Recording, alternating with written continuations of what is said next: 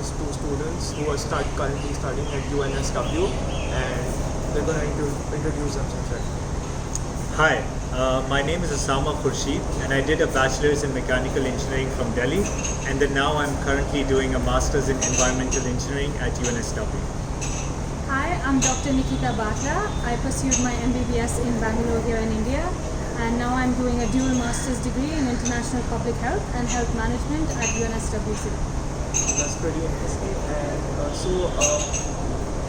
And how exactly, what were your grades before you got into college? Like, what were your 12th grades?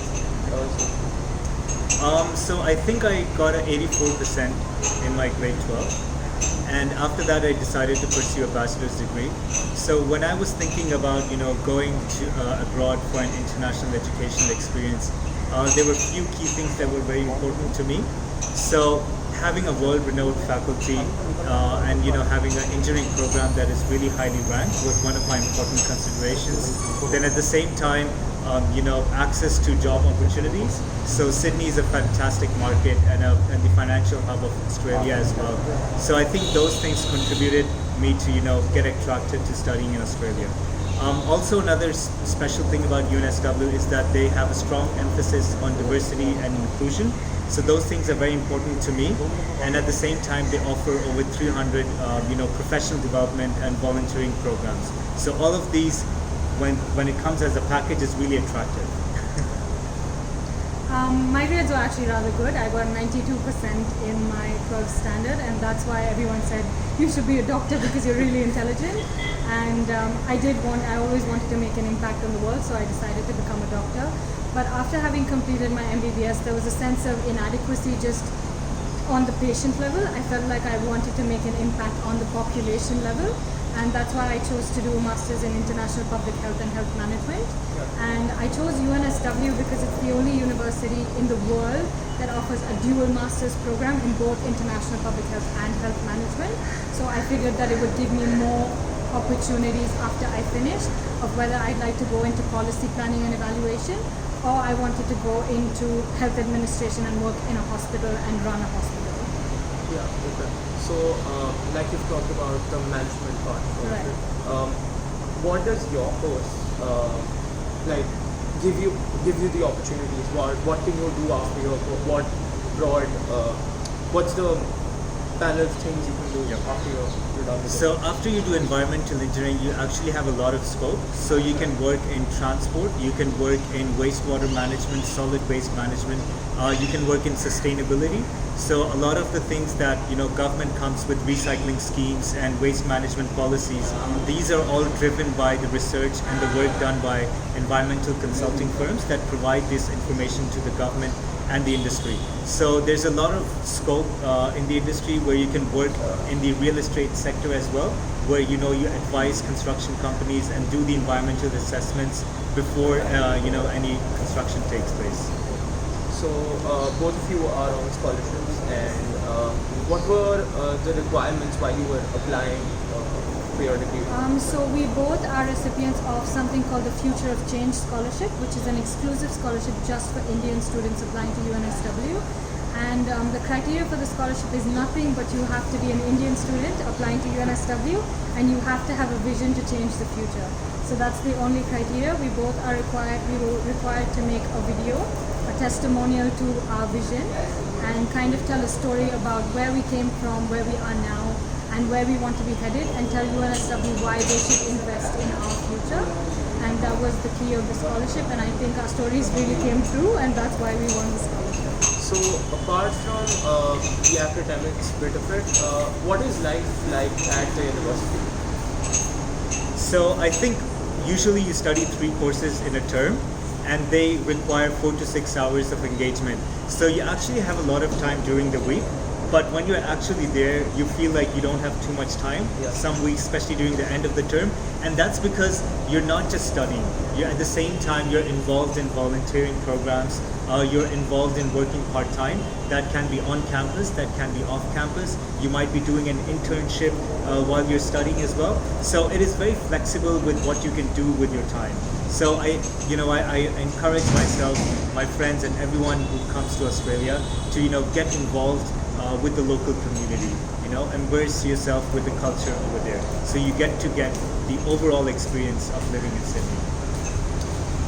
So, can you take me through a typical day at college? Sure, of course. So you only have university I only have university a couple of days in a week, but I work part-time at a medical center. So I work as a receptionist and a medical assistant with a doctor there. And so I work part-time some days. On other days, I do volunteering with a group called the Wellness Warriors. And what we do is we promote student health and well-being on campus. So basically enabling students to take care of themselves and each other just by doing little fun things once in a while. We give out, free stuff. We do a lot of arts and crafts just to, take care of our own mental health, because being a student is hard. And the life in Sydney demands quite a bit from you. Indian students are spoiled. We get fed and our clothes are washed and all of that, but you do have to remember to do those things, take care of yourself, cook your meals, and at the same time find time to do things that you love, to spend time with your friends and not get lost in it all. So a typical day in Sydney, if I had university, is I'd go to classes, I do volunteering in between classes, go to another class and come home, cook dinner, chill out with my friends, and go to bed really early because the sun sets at like 5 o'clock. And in your classes, during your lectures, are they very interactive sessions, or are you just... Absolutely. I think the greatest part about being able to access an international education is every class is applicable in the real world. They don't stand there in front of presentations and tell you what to do. They give you a real world problem and ask you how you would solve it. Another great thing about university is that UNSW is that it's so diverse. So when we're giving problems in health, I'll be sitting next to a Nigerian, an Indonesian, and someone from the US. So we all collectively decide that this will work in my country, it wouldn't work in your country. So how do we make this a global solution such that it would be effective both in my country as well as yours? Just to add on to what Nikita said, so oftentimes there are guest lecturers that come and give you the lectures. So they are experts coming from the industry, and when they talk to you, you actually know what's happening, and they might give you insights on what you can do if you really want to be part of that industry. So you can also network with those professors after the lecture and follow them on LinkedIn and see what they're up to if you really want to focus your career in that direction. Okay, so I myself want to apply to UNSW by 2021. Excellent. Yeah. So after you're done with, so you're doing postgraduate right now. So after you're done with your postgraduate, how does UNSW stand out from other universities in helping you get into a place where you want to be? So I think, when Blair was giving his session, he talked about careers and employability. So it is not like Indian institutions where you have a campus recruitment, that company comes and takes students away. It's basically for you to know which industry you want to work in. And definitely UNSW is one of the top universities in Australia. I think it's the best university, so that they have networks in the industry, and all the recruiters are eyeing out to the students and the graduates coming from this university, because they're always looking for the best talent, and they know that the talent is here, so they ensure that they come here for information sessions, networking sessions, networking evenings. So all of these events give opportunities to students to network with them, and at the same time let them have an edge in the application process. So that's how the process works. Okay. So when you were applying to the university, with your applications, did you have to write another separate piece for getting the scholarship, or was it included in your application itself? The scholarship procedure is different from the application process, and once you get an enrollment letter, then you can apply for the scholarship. And the scholarship requires you to put in a written testimonial, which is just some short answers about who you are, what kind of work experience you have, your marks, your volunteering experience, any kind of leadership examples that you can give. That's a very minor part of it. The major part of the scholarship is a video testimonial. So you make a video, as I said before, and you tell a story, you tell them what your vision is for the future, and then they are able to kind of gauge if they should invest in you and what you plan to do after graduating. So that video testimonial, I think, is what the decider is. They're looking for a holistic version of a student rather than just a marks card or just some work experience. If anyone's interested in the Future of Change Scholarship, a key thing to note is that it's not a need-based scholarship. Now, Australia knows that there are very talented Indian students and they want to invest in students who can be the catalyst for change in the future. So they are looking at students who, have a vision, like Nikita said, and perhaps want to make an impact in the world in the longer term. So that is the theme of the scholarship, and that's what Nikita and I focused on in our videos, and eventually it became successful. And apart from that, how big is your class? Like, what is the class size? Since my course is rather niche, I do have lesser students than the business and engineering schools, but even then we have about between 20 and 80 people in a class. And the thing I like the most is in my classes there are doctors, there are nurses, there are physiotherapists, there are psychologists, there's everyone from the health industry all trying to work together. So I think that's something that I really, really love about going to class. So I'm from the conventional engineering field, so there are a number of students. Again, it varies from course to course. So there can be 20 students in my class as well, and they can go up to 300. So during the lecture, that's the audience that I have. But then after the lecture, you have tutorials where students are broken down into smaller groups, and there are PhD students and other students who have studied the course that come and learn with the problems along with you and do the discussions. So that really gives you a good a good mix of learning from the expert through lecture and then practicing that with people who have already done it. So yeah, it is a fantastic environment and learning experience. And is there on-campus housing? Can you stay at the campus, or are they separate, or do you have to look for housing yourself when you get there?